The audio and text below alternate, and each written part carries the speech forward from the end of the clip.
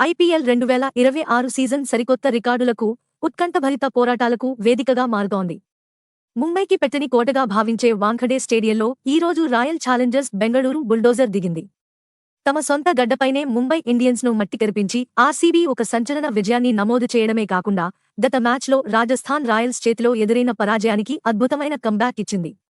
Paper మీద చూస్తే ముంబై జట్టు బుమ్రా, బోల్ట్ వంటి వరల్డ్ క్లాస్ బౌలర్లతో ఎంతో బలంగా కనిపిస్తున్నప్పటికీ మైదానంలో మాత్రం వాళ్ల ఆట పూర్తిగా అట్టర్ ఫ్లాప్ సినిమాను తలపించింది.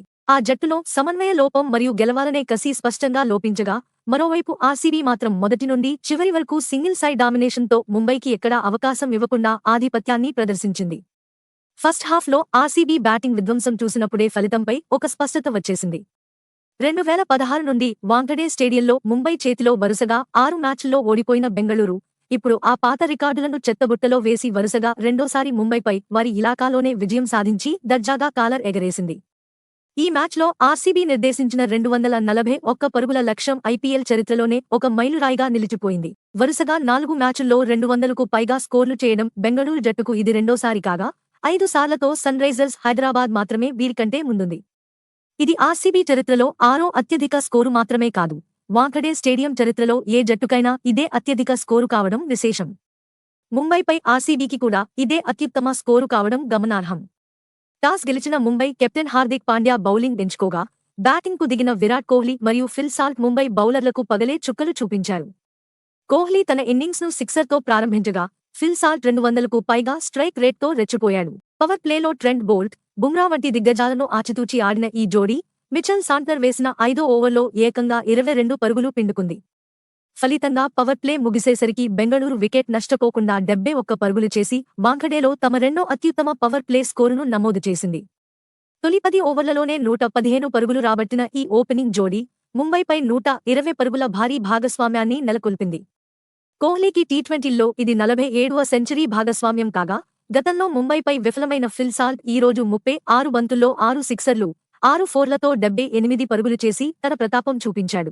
ఐపీఎల్ ఒక ఇన్నింగ్స్లో ముంబైపై 6 సిక్సర్లు కొట్టిన క్రిస్ గేల్, డుప్లెసిస్ సరసన సాల్ట్ నిలిచాడు. అయితే షార్దుల్ ఠాకూర్ బౌలింగ్లో సాల్ట్ అవుట్ అయిన తర్వాత క్రీజులోకి వచ్చిన రజత్ పాటీదా అంతకంటే భీభత్సం సృష్టించాడు. 400 స్ట్రైక్ రేట్తో బంతులను బౌండరీలకు తరలిస్తూ కేవలం 17 బంతుల్లోనే హాఫ్ సెంచరీ పూర్తి చేశాడు.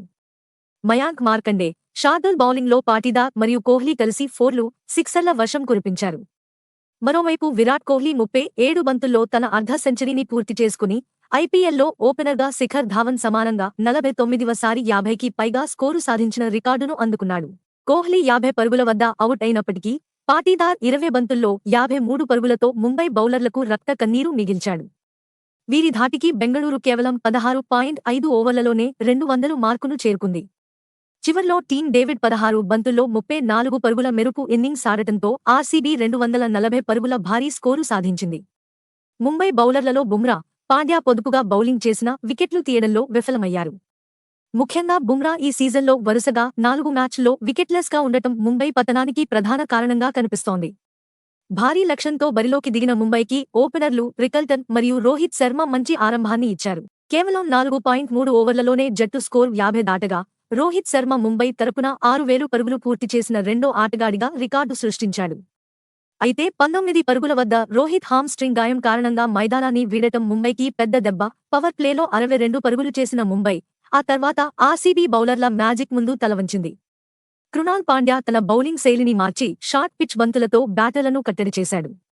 సుయాష్ శర్మ ఒకే ఓవర్లో రికల్టన్ మరియు తిలక్ వర్మలను అవుట్ చేసి ముంబైని కోలుకోలేని దెబ్బ కొట్టాడు. మధ్య ఓవర్లలో సూర్యకుమార్ యాదవ్ 33 పరుగులు మరియు హార్దిక్ పాండ్యా 40 పరుగులతో పోరాడినప్పటికీ రన్ రేట్ ఒత్తిడిలో వికెట్లు పారేసుకున్నారు. కృణాల్ పాండ్యా 4 ఓవర్లలో కేవలం 26 పరుగులే ఇచ్చి ఒక వికెట్ తీయడం మ్యాచ్ను మలుపు తిప్పింది. ఆర్సీబీ బ్యాటర్లు మధ్య ఓవర్లలో 123 పరుగులు చేస్తే ముంబై కేవలం 95 పరుగులు మాత్రమే చేసి 5 వికెట్లు కోల్పోవడం గమనార్హం. ఇదే సమయంలో ఫీల్డింగ్ చేస్తున్న విరాట్ కోహ్లీకి కూడా మడమ గాయం కావడంతో మైదానాన్ని వీడటం ఆర్సీబీ అభిమానులను ఆందోళనకు గురిచేసింది. మ్యాచ్ ముగిసిందని భావిస్తున్న సమయంలో షెర్ఫాన్ రూథర్ఫోర్డ్ విధ్వంసం సృష్టించాడు. కేవలం 31 బంతుల్లోనే 9 సిక్సర్లు మరియు ఒక ఫోర్తో 71 పరుగులు చేసి ఓటమి అంతరాన్ని 18 పరుగులకు తగ్గించాడు. రూథర్ఫోర్డ్ వీరోచితంగా పోరాడినప్పటికీ అతనికి సరైన సహకారం లేకపోవడం మరియు బుమ్రా వంటి కీలక బౌలర్లు విఫలం కావడం ముంబైకి మూడో ఓటమిని మిగిల్చింది.